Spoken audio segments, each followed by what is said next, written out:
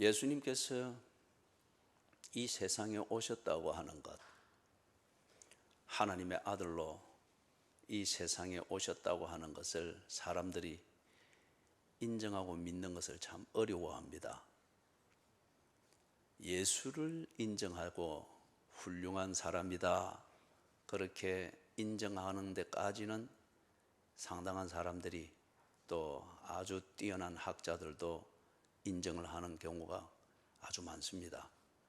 그러나 그분이 하나님의 아들이다, 그분의 본질을 이야기할 때 그것을 인정하는 것에 대해서 고개를 절레절레 흔드는 사람들이 또 많이 생깁니다. 그 다음에 예수님께서 십자가에 못 박혀 죽으셨다고 하는 이 사건을 이야기할 때에 이것을 믿기 힘들어하는 사람들이 많습니다. 그러나 많은 사람들이 이 사건을 인정을 합니다. 부정하기에는 역사적 자료가 너무 많기 때문에 부정할 수 없습니다. 자신의 상식으로는 그것을 받아들이기가 어렵고, 그거는 기독교가 종교로 존속하기 위해서 좋은 아이템을 만든 것이다. 다시 말해서 기독교가 필요해서 만든 교리지, 그게 무슨 사건이고 사실이라고 말하느냐, 그렇게 말을 하고 싶지만은, 그러나 역사적 자료가 너무 많기 때문에 그런 역사적 자료에 근거해서 자기들의 이념을 만들고 그 이념대로 사는 것이 옳다고 주장하고 믿는 방법론이잖아요.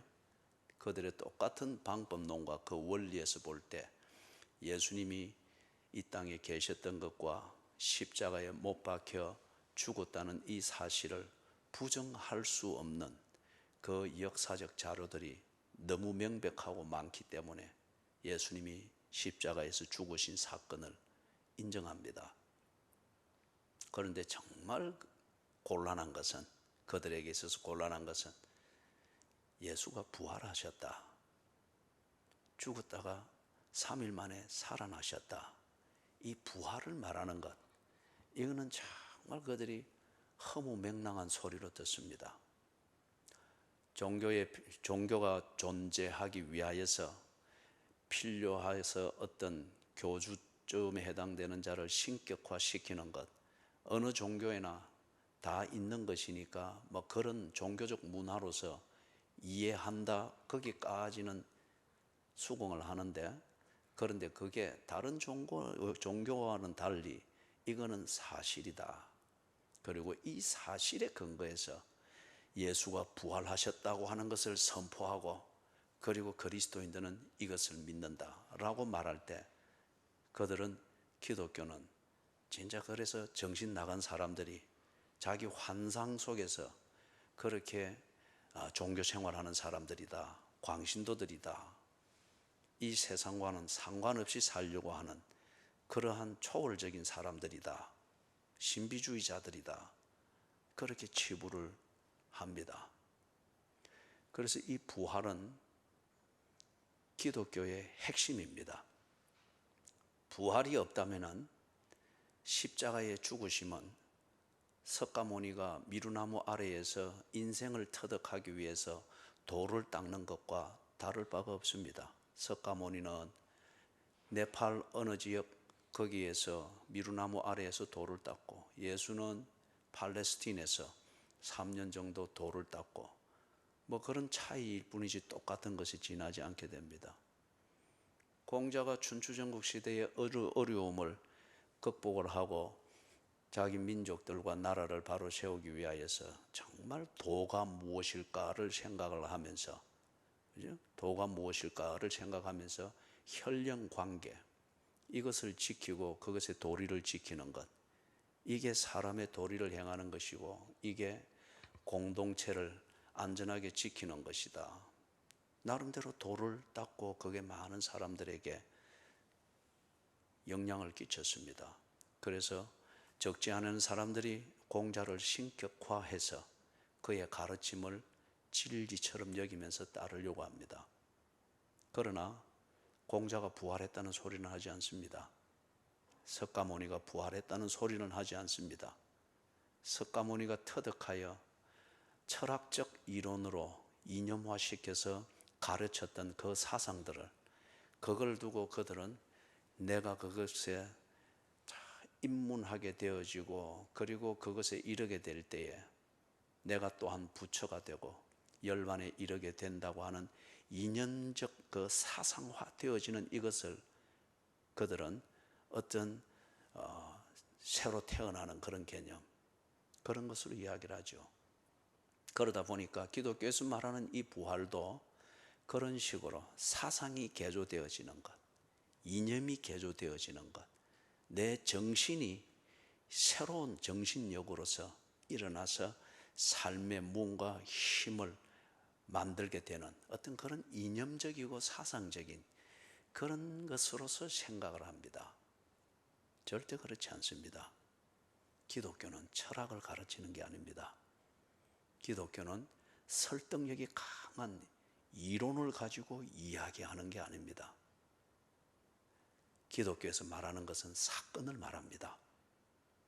기독교에서 말하는 믿음이라고 하는 이것은 일어난 사건, 그 사건으로서 확인되어진 그 진실에 근거한 생각과 삶을 말합니다. 이론을 말하는 게 아닙니다. 논리적 결론을 가르치는 게 아닙니다. 사건을 보았으면 그 사건이 말하는 진실이 뭐냐, 그 진리가 뭐냐, 그것을 보고 존재의 변화를 말합니다. 삶의 새로운 본질을 찾게 되도록 그걸 말하는 것이 기독교의 진리며 이 진리를 가르치는 기독교의 모든 활동입니다. 그렇기 때문에 이 부활은, 예수님이 부활했다고 하는 이 사실은 세상 사람들이, 일반 사람들이 참 받아들이기가 어렵고 허무맹랑합니다. 받아들이려고 하면은 그래, 종교가 되려면은 그런 교리 하나 정도는 있어야지, 충격이 될 만한 그런 그 하나는 기둥처럼 서 있어야 다른 여타 그 종교에서 말하는 도덕적 이론이나 어떤 이런 것들이 성립이 될 수가 있지.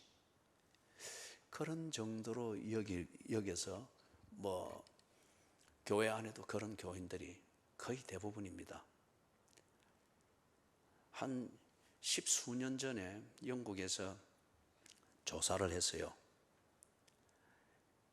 설교를 하는 목사들이, 교회에서 설교를 하는 목사들이 부활을 믿는지, 예수의 부활을 믿는지, 예수의 부활을 이걸 사건으로 믿고 사실로 믿기 때문에 부활을 설교하고 부활을 말하는 성경의 본문을 가르치고 그것에 근거해서 설교를 하는지 조사를 했습니다.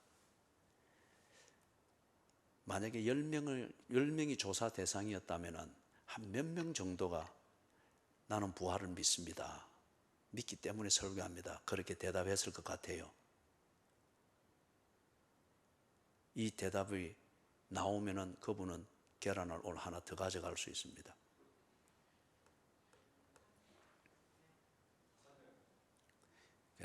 아무 말 안 하다가 계란 이야기 나오니까 이제 절박하게, 이런 걸 보고 몸부림이라고 합니다. 만약에 이제 10명이 조사 대상이었다고 하면은 부활을 나는 믿습니다, 사실 그대로 믿습니다 라고 하신 분은 3분입니다. 그리고 1명은 긴가민가입니다. 6명은 안 믿는다였습니다. 그것은 사건이 아니고 그거는 교리입니다. 그 다음에 또는 어떤 분은 부활이라 말하는 그것은 우리의 정신적 부활을 말하는 것이지 사건으로서의 부활을 말하는 게 아닙니다. 그렇기 때문에 그 사람의 설교는 이론의 설득입니다. 논리적 감화입니다. 감동을 끼치려고 해서 삶의 위로가 되고 삶의 새로운 원기를 회복할 수 있도록, 그죠? 정액 주사 하나 놓듯이 그렇게 놓는 것, 영양제 주사 놓듯이 그것밖에 안 되는 거예요. 영양제는 곧 떨어집니다. 그런 부활을 말하는 게 아니다 이거예요. 이것처럼 이 부활이라고 하는 이것을 사건으로 사실로 받아들이고 믿는 것 참 어렵습니다. 이거는 논리의 결론이 아닙니다. 오늘 읽은 본문에 나오듯이 이 사건을 일으키신 분이 하나님일 것 같으면 이 사건을 믿고 그리고 그 부활을 내 것 되도록 만드는 것 또한 하나님이 하시는 일입니다. 그래서 이걸 보고 에베소서 2장에서는 믿음은 누가 주신 것이라고요? 하나님의 은혜의 선물이라고 그렇게 합니다. 자, 이 부활이 정말 이 논리의 설득이 아니고 한 종교를 만들기 위해서 머리 좋은 사람이 아니면은 종교심이 깊은 사람이 감동 있게 만들어 놓은 이론의 조합이 아니라 이것은 사건이며 사실이다. 그걸 통해서 하나님이 하시는 일, 우리에게 믿음의 내용으로 주시는 그게 뭔가, 이걸 이 본문에서 좀 살펴보기를 원합니다. 그래서 오늘은 그것의 핵심 부분, 이 부분을 우리가 살펴보고 왜 사람들이 부활을 믿지 못하는지 이 부분을 우리가 살펴보고, 그 다음 수요일날 우리가 마가복음을 계속 강의해 나가고 있죠. 그래서 수요일 여전히 16장 1절에서부터 수요일날 좀 자세하게 그렇게 해서 그 의미를 파악을 해 나가고, 다음 주일날 오전 예배 설교 본문으로 15절에서부터 20절 이걸 다루면서 이 부활을 믿지 못하고는 결코 그리스도인이 될 수 없음을 우리가 그때 보게 될 겁니다. 이렇게 해서 부활에 대해서 한번 전체적으로 정리를 합니다. 자, 그러면 오늘 이 본문을 통해서 왜 사람들이 이 사건을 믿지 못하는지, 그리고 이 사건이 증명하고 확정하는 그 하나님의 약속을 왜 믿지 못하는지, 그걸 오늘 이 본문을 통해서 좀 살펴봅니다. 먼저 1절을 봅니다. 안식일이 지났다고 합니다. 안식일은 우리 지금 태양력 달력으로 하면은 토요일을 말합니다.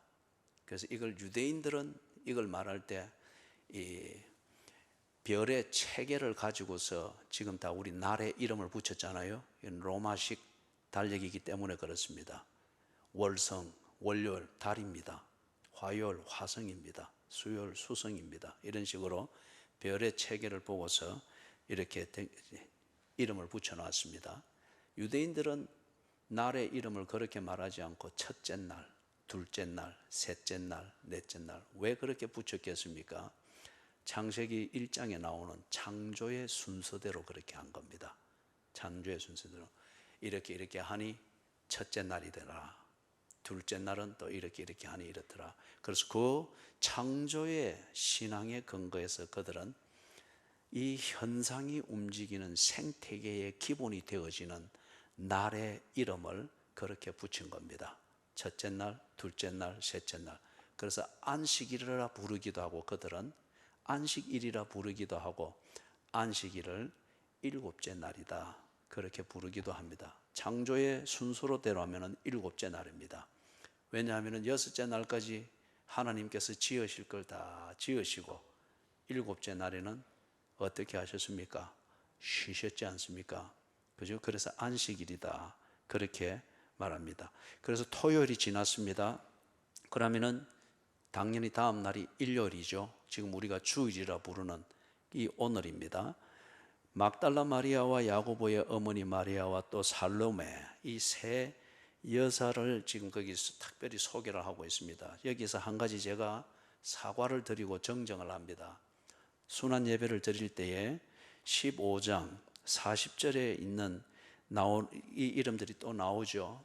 살로메, 거기 이 이름들이 또 나오는데, 그때에 야고보와 요새의 어머니 마리아, 이 마리아가 지금 16장 1절에 나오는 야고보의 어머니 마리아와 동일 인물입니다. 그런데 제가 이걸 예수님의 어머니 마리아와 동일시했습니다. 그러면서 설명을, 여기서 작은 야고보라고 부르는 걸 예수님의 육신의 동생, 야고보서의 저자인 예수님의 육신의 동생 야고보와 동일시해서 그 근거에서 여기 나오는 야고보의 어머니 마리아는 예수님의 어머니를 말한다라고 제가 이야기를 했는데 제가 큰 실수를 했습니다. 제가 조금 혼돈을 일으켰습니다. 그래서 아무래도 이게 좀 의구심이 있어서 자료들을 이래 좀 더 찾아보고 조사를 할 때에 당연히 이 야고보의 어머니, 요새의 어머니 마리아는 예수님의 어머니 마리아를 말하는 것이 아니고 별도의 인물입니다. 그러나 정확하게 이 사람이 누구인지에 대해서 확정할 수 있는 결정적인 자료는 없습니다. 그러나 신빙성 있는 자료들에 근거해서 볼 때에, 그리고 교회가 전통적으로 이 마리아가 누구인가를 이해하는 이 전통에 근거해서 정리를 하면은 이 마리아는 글로에의 아내로 그렇게 봅니다. 그리고 여기에 나오는 야고보는 예수님의 제자 중에 알페오의 아들이 나오죠. 알페오의 아들 야고보.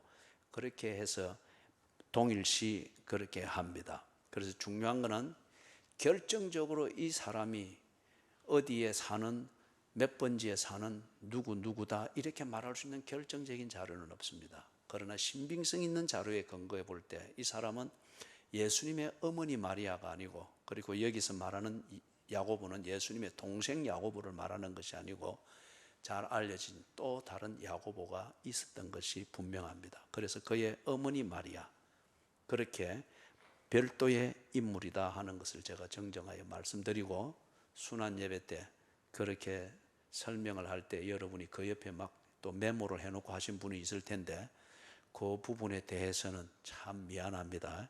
그래서 알아서 지우시고 새로 그래 쓰십시오. 그런 보면은 예수님 당시에 이 마리아라는 이름이 참 여성들에게 많이 사용됐던 것을 알 수 있습니다. 우리나라의 여성들의 이름이 한때는 이전 세대만 해도 끝에 자자로 끝나는 이름이 참 많았잖아요. 그죠? 자자로 끝나는 그런 이름이 많았듯이 이 예수님 당시에 그 사회에서 마리아라는 이 이름은 구약 성경에 미리암 나오죠. 미리암이라는 이 이름하고 같은 겁니다.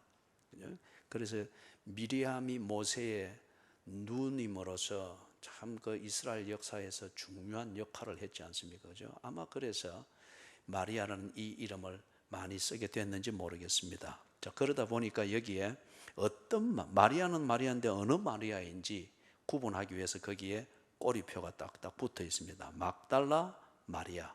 이 막달라에 사는 마리아라는 말이죠. 그리고 야고보의 어머니 마리아. 이러면 이 작은 야고보로서 사람들에게 잘 알려져 있는 집안인 것이 분명합니다. 그 다음에 여기 독특한 이름이 있습니다. 살로메. 살로메는 우리 신약 성경에 보면은 살로메라는 이름을 가진 여인이 2명 나옵니다. 한 명은 못됐고 한 명은 아주 착한 인물로 나옵니다. 못된 그는 분자 붙이면 안 되겠죠. 그죠?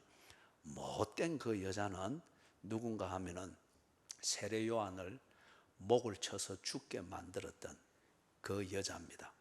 그 여자. 그죠? 그럼 이 못된 거 맞죠? 그죠? 예, 자기가 자기 남편을 버리고 남편의 동생인지 형인지 그하고 이렇게 불륜을 합법화시키는 결혼을 한 거예요. 이걸 세례 요한이 막 지적을 했지 않습니까? 그러면 안 됩니다 하고 왕의 지적을 하고 하니까 이 여자가 막 분개해가지고 자기 딸을 시켜서 왕에게 세례 요한의 목을 구해라. 그리고 세례 요한이 그 왕이 말을 한 책임을 지기 위해서 죽였죠. 그죠?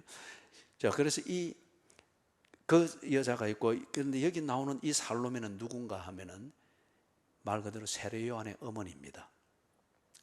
사가랴의 아내이자 세례 요한의 어머니입니다.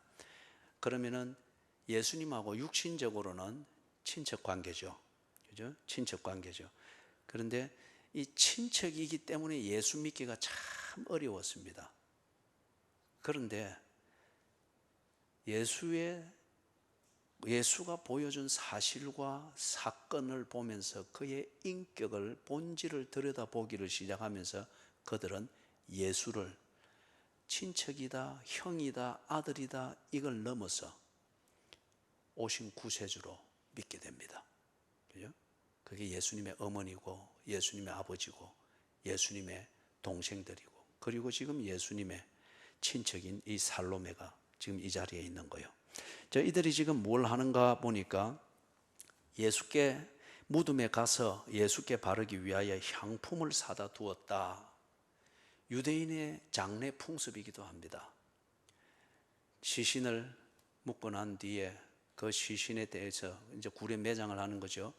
한 뒤에 그 시신에 좀 여유가 있는 분이든지 그분을 아주 존경하든지 어떤 거기에 있으면은 가서 향품을 두어서 바르고 또 그렇게 하는 시신을 관리하는 이게 있습니다. 우리나라가 유교 문화에 아주 깊게 배어 있을 때에는 그 부모님의 묘 옆에서 3년상을 치르기도 하고 또는 아침마다 가서 그 무덤에 재배하고 그리고 무덤을 돌보고 꼭 부모님 아침 공양하듯이 그렇게 하는 시절들이 있었죠. 지금도 더러 그렇게 하지만은 그리고 이게 유대인들의 풍습입니다. 그런데 이게 그 죽은 고인에 대한 존중함과 공경함과 사랑과 어떤 이런 게 없이는 이게 안 되겠죠. 그런데 이 세 여자가 예수님에 대해서 각별한 애정이 있습니다. 이 애정이라고 해서 여러분이 오해해서는 스캔들과 관련되는 애정이 아니고 특별한 애정이 있고 사랑이 있습니다. 왜냐하면 각자마다 예수님이 살아계실 때에 그 예수님으로 인한 사연이 있거든요. 사연이. 막달라 마리아 같은 경우는 7 귀신 들린 여자였습니다. 그렇기 때문에 이 형체만 여자지 인간이지 이는 사는 게 귀신이었습니다. 그런데 이 막달라 마리아가 예수님을 만나면서 귀신으로부터 자유케 되어졌거든요. 그래서 정말 여자로 돌아갔습니다. 인간으로 돌아갔습니다. 이 막달라 마리아에게 예수님은 얼마나 사무치는 사람이겠어요. 그리고 또 야고보의 어머니 마리아, 글로에의 아내인 것이 분명하면 글로에는 뒤에 순교하는 예수의 복음을 위해서 순교하는 신실한 예수의 제자가 되었습니다. 그렇다면 이 아내도 예수님에 대해서 얼마나 사무침이 있겠습니까? 살로메, 즉 사가랴의 아내인 이 살로메, 세례 요한의 어머니죠. 예수님에 대해서 사무침이 있습니다. 자, 이런 사연들이 있다 보니 그들이 예수가 구체적으로 누구이시며 왜 이런 일을 하는지 어떻게 하는지 여기에 대해서는 그들이 잘 모릅니다. 잘 모릅니다. 그러나 그 이론, 내가 설득할 수 있는 이론적 무장이 되어야만이 사랑이 됩니까? 내가 공감할 수 있는 논리가 확인되어야만이 여러분이 남편을 사랑할 수 있고 아내를 사랑할 수 있습니까? 이게 오늘날의 요지경입니다마는 어떤 논리든지 그 논리는 또 다른 논리에서 부서지게 되어 있습니다. 그래서 납득할 수 있는 논리를 가지고 남편에 대한 사랑을 확인하고 그걸 붙들고 있으니까 그 논리가 다른 것에 의해서 부서지니까 이혼을 너무 쉽게 해버리는 거예요. 어쩔 수 없는 이혼이 있을 수는 있습니다만 그러나 너무 쉬운 방편으로 삼는 거예요. 여러분 왜 이 이야기를 하는가? 내가 설득할 수 있고 공감할 수 있는 이론이 있고 논리가 있어야만이 사랑이 되고 그리고 그 사람에 대한 존경과 헌신이 되는 거냐? 아니잖아요. 사랑은 그 이상의 문제잖아요. 여러분이 자식을 사랑하는 게 뭔가 이론적으로 납득이 돼서 그렇습니까? 이놈의 왼수 하면서도 자식에 매여 살지 않습니까? 그죠? 이론적으로는 말이 안 돼요. 논리적으로는 말이 안 돼요. 논리적으로는 내일 날 새면 내 가정법원 간다. 이게 딱 합당한 결론입니다. 그래서 밤에 잠듭니다. 그런데 일어나면은 그 논리가 아니잖아요. 그죠? 그래서 또 아침밥 챙기고 있습니다. 원수야 나와서 밥 먹어라. 그러면서도 사랑을 하게 됩니다. 논리 이상의 문제지 않습니까? 이 여인들이 예수님을 죽은 시신마저도 그렇게 존중하고 그 시신을 만지려고 하고 그 시신을 돌보려고 하는 이 사랑, 이 집중력, 이것은 성경 공부를 많이 했기 때문에가 아닙니다. 또는 지 감정이 동요될 수 있는 무언가 그게 있었기 때문에가 아니에요. 많은 지식적 그런 교리가 딱 정리되어 있었기 때문에 거기에 맞춰서 딱딱딱, 그게 아니에요. 사랑은 계산된 행동이 아니지 않습니까? 그거는 거래죠. 그죠? 그러나 이 사람들이 예수님이 자신의 이 여인들의 개인적인 삶 안에서 예수께서 일으키신 사건을 경험했습니다. 이 사건이 그들의 인생의 본질을 바꿔놓는 사실을 경험했습니다. 그리고 예수로 인해서 일어난 사건과 사실로 인해서 그들이 전혀 종류가 다른 인생을 살고 있는 것을 그들이 지금 현실적으로 누리고 있단 말이에요. 그렇죠? 그렇기 때문에 그들에게 있어서 예수를 사랑한다고 하는 것은 논리나 이론 이 이전의 문제입니다. 그렇기 때문에 지금 이 예수께 다 꽂혀 있습니다. 그래서 이 여인들은 예수님이 살아계실 때 예수님으로부터 들었단 말이에요. 내가 죽었다가 3일 만에 살아날 거다. 이 여인들에게서는 참 그게 충격적이죠. 그리고 황당한 얘기고, 굳이 예수님이 그런 얘기를 내게 할 필요가 있나? 분위기 깰 필요 없지 않느냐? 그죠? 그렇지만은 이 여인들이 그 의미가 뭔지, 어떻게 예수님이 그렇게 하겠다고 하는지 방법을 이해가 전혀 안 되고 그를 생각도 못 합니다. 그러나 단지 여러분, 사랑하면 눈 먼다고 하지 않습니까? 그죠? 사랑하면 눈 먼다고 하지요. 눈 뜨고는 사랑 못 합니다. 그죠? 사랑하면 눈 먼다고 하지 않습니까? 이 여인들이 예수를 사랑하니까 내게 일어난, 예수로 인해서 일어난 그 사건과 사실들, 그것으로 인해서 정말 내 삶이 본질이 바뀌어있는 이 일상을 누리고 있는 이걸 통해서 그들은 예수를 사랑하기에 충분했습니다. 예수를 사랑하기 때문에 예수께서 원하는 것은 뭐든지 그대로 되기를 원하는, 이게 그들의 진심이었습니다. 예수께 그게 유익하다면 그대로 되기를 원하는 것이, 그게 법이 와서 불법이다 어떻다 이거는 뒷전의 문제고, 예수께서, 내가 살아가는 예수께서 이걸 원한다면 이대로 되기를 원합니다. 그게 진리입니다. 이게 사랑의 눈이 머는 거예요. 그죠? 여러분 이런 거 경험하죠? 그죠? 여러분 절대 부부에게,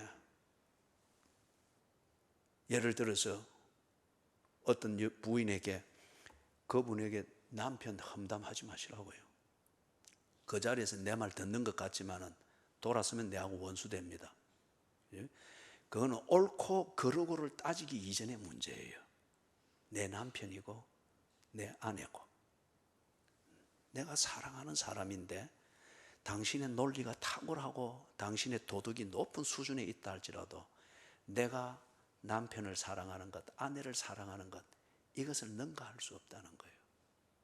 비판하면은 논리 이전의 문제입니다. 이 사랑으로 그를 물리칩니다. 이 여인들이 지금 그런 입장입니다. 집사가 아니에요. 권사도 아니에요. 목사도 아니에요. 그죠? 많이 아는 것도 아니에요. 그러나 이들은 예수를 사랑합니다. 무엇에 의해서?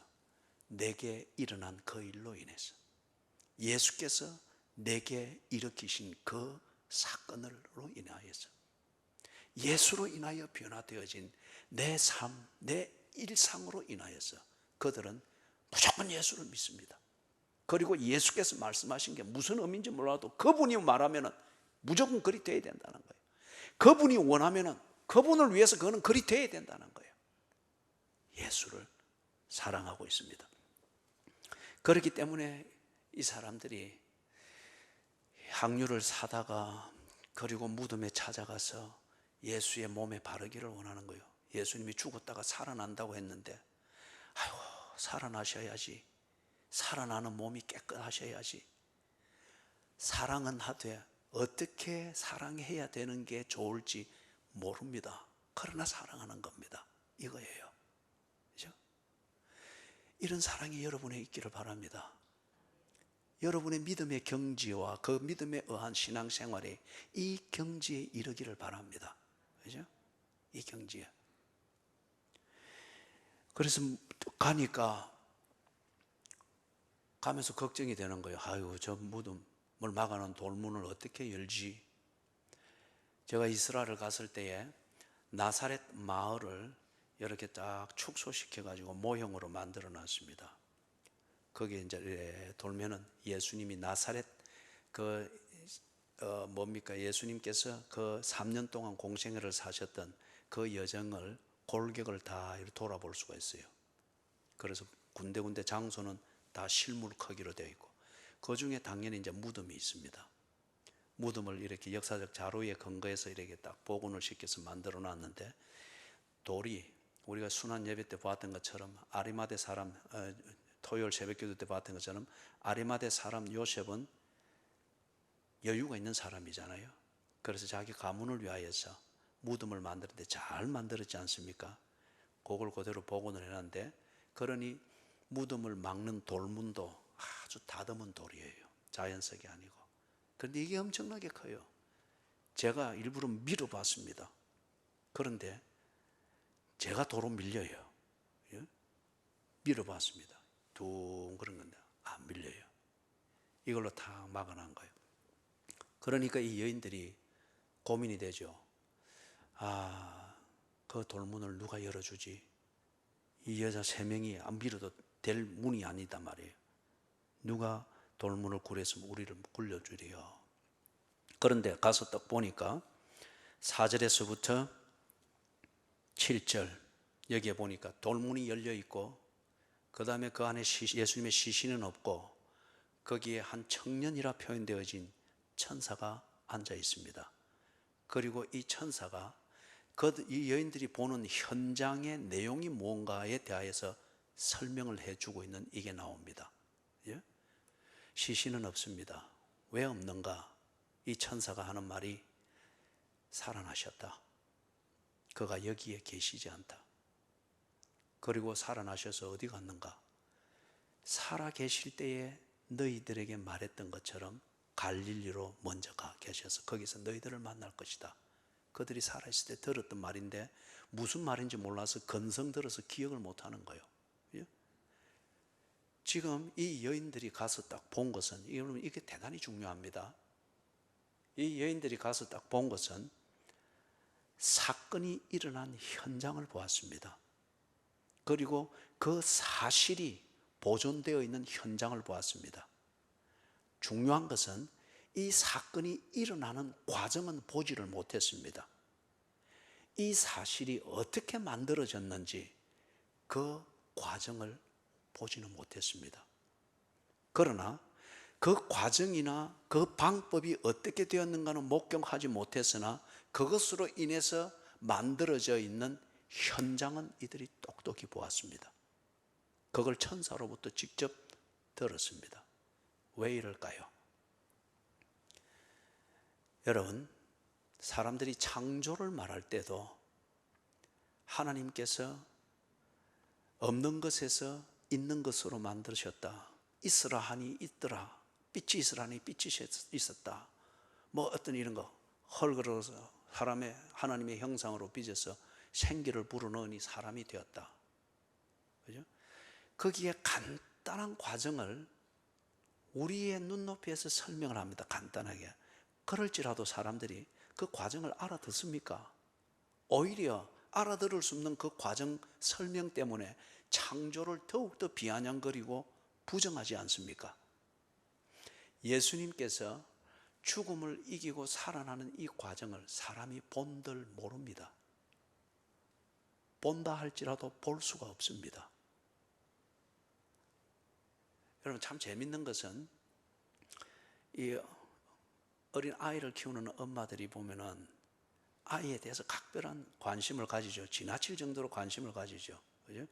그래서 특히 부엌에서 일을 하고 있을 때, 요즘 다 입식이니까 부엌에서 일하고 있을 때 아이들이 와가지고 앞 위에는 안 보이니까 그냥 호기심으로 손만 잘리는 건 무조건 잡잖아요. 근데 프라이팬을 지금 하고 있다면, 프라이팬에 기름을 부어서 뭘 하고 있다면 애가 밑에서 허우적거리다가 프라이팬 잡아서 휘딱 하면은 그래서 간혹 사고가 나는 경우가 있죠. 기름을 뒤집어 쓰게 되는 거. 아이가 뒤집어 쓰든지 엄마가 뒤집어 쓰든지. 그럴 때 엄마는 항상 아이들에게 그런 사고가 일어나지 않도록 주의를 시키죠. 저기 위험한 거 있어. 저거 손대면 안 돼. 그런데 여러분 잘 보시라고요. 저기 위험한 거 있어. 저기 손대면 안 돼. 엄마가 가리키는 이 손높이는 아이의 머리는 여기에 있습니다. 엄마는 자꾸 이렇게 아이한테는 허공에 대고 하는 거, 아이는 지금 뭘 말하는지 모르는 거예요. 그죠? 엄마는 자기 눈높이에서 위험한 것을 보면서 지적을 하는데, 아이는 아이의 눈높이에서 볼 때에 엄마의 손가락질을 보지 못합니다. 그죠? 그냥 소리만 듣기 때문에 뭔 말하는지 모르는 거예요. 하나님께서 예수가 부활하는 이 사건을 보게 할 때에 인간이 못 봅니다. 그리고 모릅니다. 창조로의 그 간단한 설명을 들으면서 오히려 깊은 혼돈에 빠져서 인간의 오만함과 무지함에 빠지듯이 이 부활에 하나님이 이론적으로 설명하고 과정을 보여주고 이렇게 현장을 처음부터 끝까지 보게 해주고 할 때 인간은 모릅니다. 못 봅니다. 그러나 분명한 건 뭐예요? 일어난 사건, 사실이 있는 현장을 그들이 목격하고 있습니다. 목격하고 있습니다. 그렇기 때문에 이 일이 일어나지 아니했다라고 말할 수 없는 그 분명한 증거를 지금 보고 있는 거죠. 그런데 8절을 보면은 여자들이 몹시 놀라 떨며 나와 무덤에서 도망하고 무서워하여 아무에게 아무 말도 하지 못하더라. 이게 여러분 어떤 경우일까요? 제가 젊었을 때는 이래 선교지로 나가든지 이렇게 해서 좀 오래 있다가 그렇게 해서 먼저 뭐 이해가 좋군요. 제가 처음에 유학을 갔을 때에 한 6개월 정도를 아내와 떨어져 있다가 6개월 정도 지난 뒤에 들어와서 아내와 두 자녀를 데리고 다시금 갔습니다. 그런데 6개월 정도 떨어져 있다가 탁 왔을 때 제 아내가 저는 다 제 품에 안길 줄 알았습니다. 너무 기다렸던 남편이 안길 줄 알았습니다. 그런데 삐죽삐죽하면서 웃으면서 삐죽삐죽하면서 자꾸 부엌에서 뭘 만지고 있는 거예요. 그죠? 부엌에서. 거기다가 제 큰 딸이 그때 4살이었는데 쭉 나오면서 반갑게 나오다가 나를 딱 보더만은 딱 뒷걸음질을 치는 거예요. 그죠? 내가 볼 때는 이상한 아저씨가 왔다 이게 아니고 아빠가 왔다고 하는 걸 알고 뛰어나왔는데 볼 때 뒷걸음질을 치는 거예요. 그리고 한참 지난 뒤에 제게 와서 안기는 거예요. 제 아내가 그래하는 것, 제 큰딸이 그래하는 것, 그게 지금 이 8절의 분위기입니다. 예수를 안 믿어서가 아니에요. 이 사건이 일어나지 않았다, 거짓말을 듣고 그래서 놀라서 갔다, 아니면 무덤 안에서 일어난 이 광경을 듣고서는 와, 여기도 귀신이 있네, 그렇게 해서 뭐 이렇게 한 그런 종류의 두려움이 아니고, 그런 종류를 말하는 도망이라는 이 표현이 아니에요. 너무 놀라운 거예요. 예수님이 원하시는 것, 예수님이 말씀하시는 것은 그대로 다 되기를 원합니다. 예수니까 그거는 다 될 것입니다. 그죠? 부모가 무조건 자식 편을 들듯이 그 사랑입니다. 그런데 자기들이 상상할 수 없는 방법과 그 과정을 통해서 이 사건이 일어난 거예요. 놀랐습니다. 그죠? 어떻게 일어났는지 설명을 할 수 없고 자기도 납득은 안 됩니다. 그러나 일어났습니다. 예수님이 부활하다니, 말씀대로 부활하다니, 그죠? 놀란 거예요. 놀랄 뿐 어떻게 일어났는지 이해는 안 됩니다. 그러니 무서운 거예요. 그겁니다. 그죠? 그거예요. 하나님이 우리에게 은혜를 주실 때 다 먼저 지성에서 이해되어지고 납득되어져서 내게 다 되새김질이 되어지고 그래서 기쁨이 되고, 그건 아니에요. 그죠? 사랑이 꼭 논리로만 전달되고 공감되는 게 아니지 않습니까? 지금 8절에서 이 여인들이 그렇게 사랑하고 사랑하기 때문에 예수님 그분이 믿어지고 하는 이 모든 것들이 믿음대로 그대로 됐단 말이에요. 놀란 거예요. 사랑하는 여러분, 이 여인들이 믿었던 것은 예수님께서 일을 하시고 그 말씀대로 이루는 방법을 믿었던 게 아닙니다. 예수님께서 가르치신 이론을 믿었던 게 아닙니다. 그들이 믿었던 것은, 그리고 그를 예수를 사랑하게 된 것은 예수의 인격이었습니다. 예수께서 내 안에 이루신 것, 7 귀신을 쫓아내면서 그리고 나를 정상적인 사람으로 대해 주시던 그 예수님의 일하시는 방법이나 그렇게 나를 사랑한다는 이론은 전혀 모릅니다. 그게 예수를 믿는 믿음의 근거가 아니었습니다. 1차적으로 뭐였습니까? 나를 그렇게 챙겨주시며 나를 사랑해 주시며 내 삶 가운데 기꺼이 들어오시는 그분의 인격을 믿은 겁니다. 그분의 인격을 믿었기 때문에 그분이 하는 말은 이해가 안 되더라도 믿어지는 거예요. 그죠? 그분이 하는 말은, 그분이 하는 행동은 이해가 안 되지만은 그게 현실로 드러났을 때 놀랄 뿐이지만은 그분의 인격을 믿기 때문에 그분이 한 말을 다 믿는 거예요. 그죠? 이게 이 여인들의 믿음이었습니다. 그죠? 이 여인들의 믿음의 근거였어요.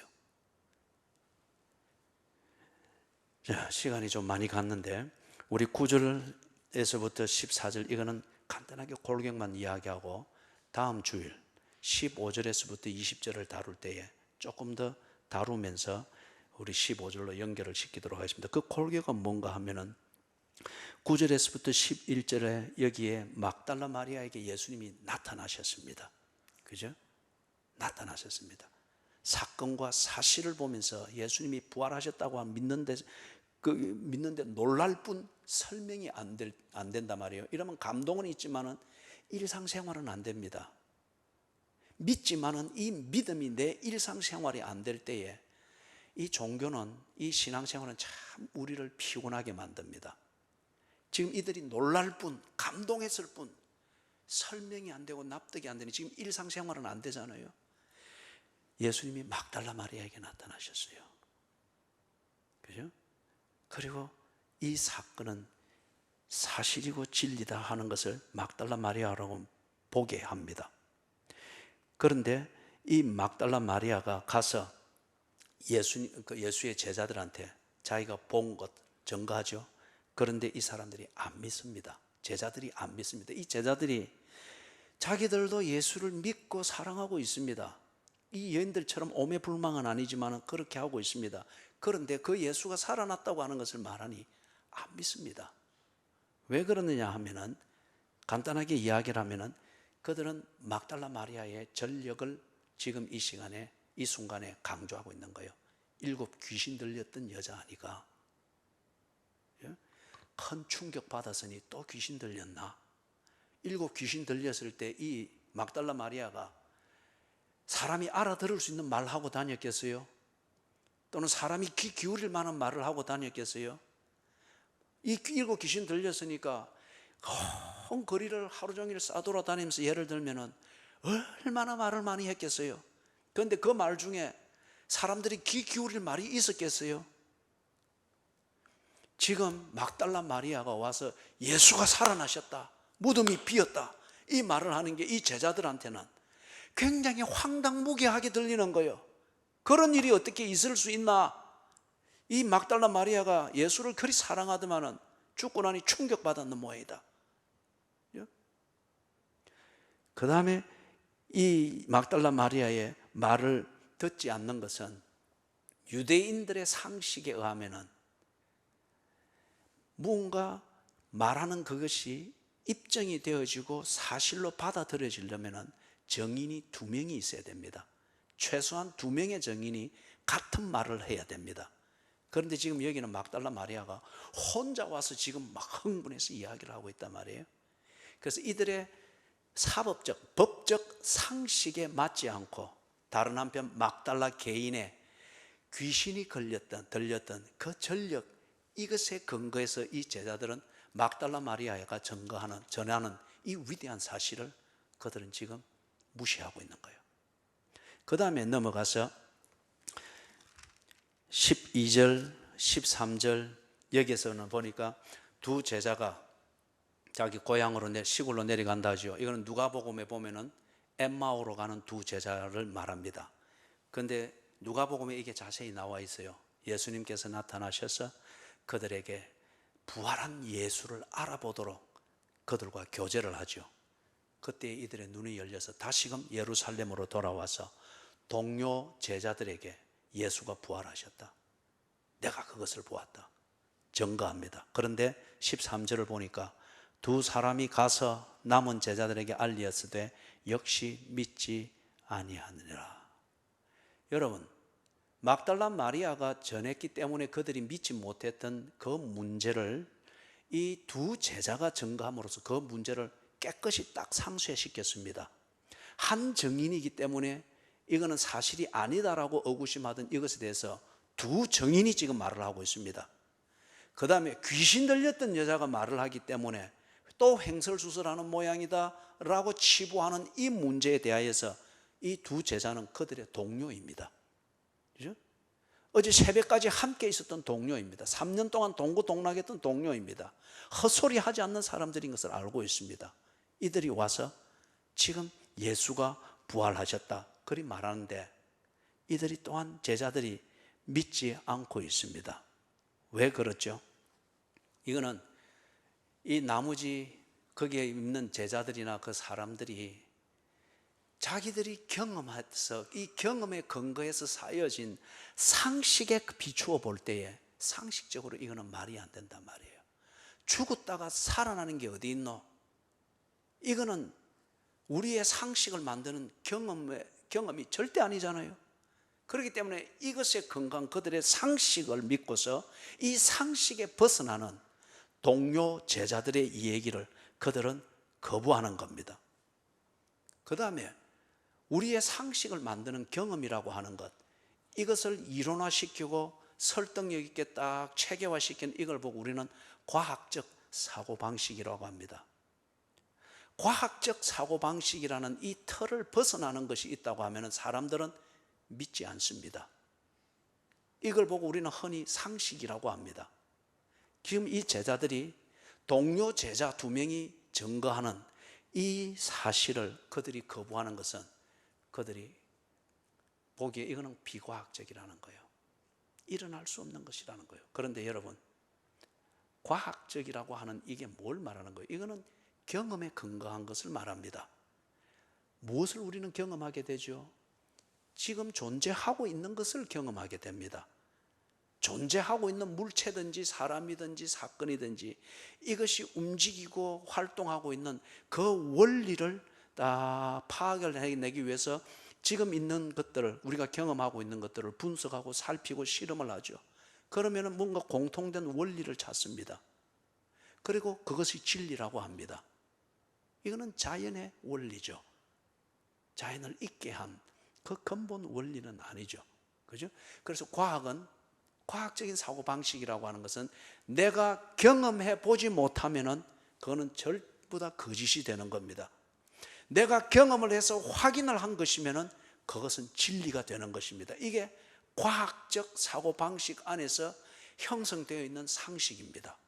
이 제자들이 들을 때에 비록 동료 제자가 말하는 거지만은 저들이 거짓말하거나 귀신 들린 자처럼 헛소리하는 사람은 아니지만은 그러나 지금 말하는 이것은 상식에 너무 맞지 않는 소리다.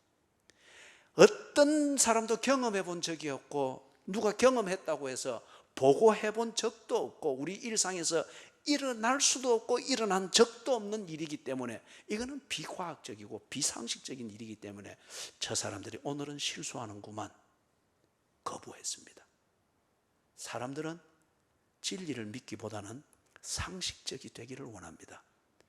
사람들은 내가 사랑하는 사람을 절대 신뢰하는 것보다는 합리적으로 사람을 대하려고 합니다. 합리적이고 상식적인 처신이 대단히 중요합니다. 그러나 그거는 언제나 때가 되면 또 바뀌게 되어 있습니다. 때가 되면 또 바뀌게 되어 있단 말이에요. 그래서 14절에서 모여있는 이 자리에 제자들이 모여있는 이 자리에 예수님이 탁 나타나셨습니다. 나타나셔서 보라는 겁니다.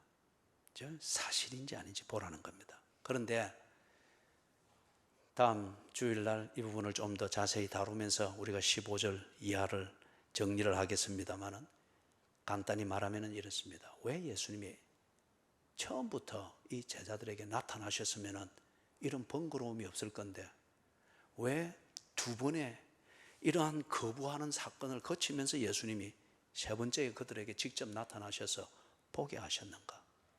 그 키는 여기 14절 중간에 그들에게 나타나서 그들의 믿음 없는 것을 가르치고, 왜 믿음이 없는가? 그것은 너희들에게 이론이 없거나 논리가 없거나 설득력 있는 과학이 없기 때문에가 아니고 네 마음이 완악하기 때문이라는 거예요. 예를 들어서 여러분, 부부가 아무리 같은 침대에서 수십 년을 같이 살아도 언제든지 한쪽 편에 준비하고 있는 게 있죠. 그죠? 이것 안 되면은, 또는 이때가 되면은 나는 내대로 산다. 그죠? 언제나 한 켠에 그것을 준비하고 있습니다. 이게 마음이 완악한 겁니다. 계산하여서 사랑을 만들어내는 것, 이게 완악한 겁니다. 그거는 사랑이 아니고 계산을 믿는 것이죠. 이 제자들이 예수를 안 믿는 것은 예수가 부활하지 아니했기 때문에가 아니고, 그런 사건은 내 상식에 맞지 않기 때문에 믿지 않겠다고 하는 그들의 선입관이 있습니다. 그들 나름의 종교가 있습니다. 그들 나름의 판단하는 기준이 있습니다. 아직 예수를 온전히 믿지 않는다는 겁니다.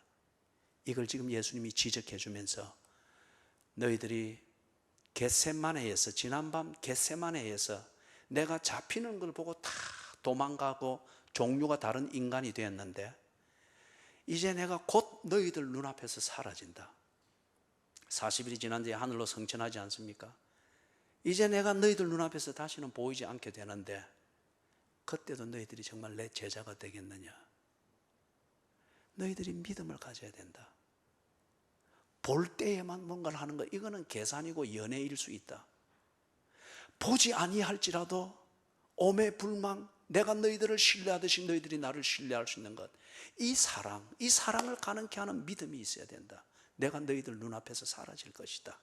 그때에도 봐야만이 그 앞에서 무언가를 하는 것, 이 완악함, 주관적인 것, 선입관, 네 계산, 이걸 버려야 된다. 지금 그걸 가르쳐 주는 거예요. 다음 주일날 우리가 15절 이하를 다룰 때 이 부분을 좀 더 다루도록 하겠습니다. 사랑하는 여러분, 부활은 우리 상식으로 볼 때, 내가 경험하여서 내 지성과 내 가치관이 딱 만들어져 있는 이 상식의 근거에 볼 때 예수가 부활했다는 소리처럼 황당무계한 게 없습니다. 그러나 예수의 인격을 알고 인격을 믿는 사람은 이것처럼 희소식이 없습니다. 참 내가 사랑하는 예수님이 원하는 대로 되었구나. 잔치할 만하네. 왜 부모님들이 자식 때문에 허리 다 휘어지고 기형이 됐는데, 자식이 뭔가 삼수사수 끝에 어디 큰데 뭔가 합격했다는 게 있을 때 왜 그 몸으로 현수 막 걸고 또 막 전 붙이고 동네 잔치하고 왜 그러느냐 말이에요. 지 일도 아닌데 사랑하는 자식이 원하는 대로 됐다고 하는 이거잖아요. 예수의 인격을 믿어서 사랑하는 자일 것 같으면 그분이 하는 그 일들이 이루어졌을 때에 이게 그렇게 기쁜 게 되는 거예요. 그래서 우리가 흰옷을 입고서라도 이 날을 축하하기를 원하고 축제를 벌이기를 원하는 거예요. 그죠? 그리고 진정한 안식이 논리와 이론과 교리에 있는 것이 아니라 진정한 안식이 하나님과의 사랑의 교제 안에 있다고 하는 것을 알고, 그 사랑이 내게 완성되어진 바로 이날, 일요일이었던 바로 이 날을 우리는 이름을 주의 날이라 하여서 이 진정한 안식, 부활로 인해서 완성되어진 이 진정한 안식을 누리고 이걸 주신 주님을 기념하면서 예배하는 겁니다. 이럴 때는 크게 아멘 해야 되겠죠. 이 꼭 강조된 아멘을 일어나와 되겠어요. 자, 우리 찬송하십시다.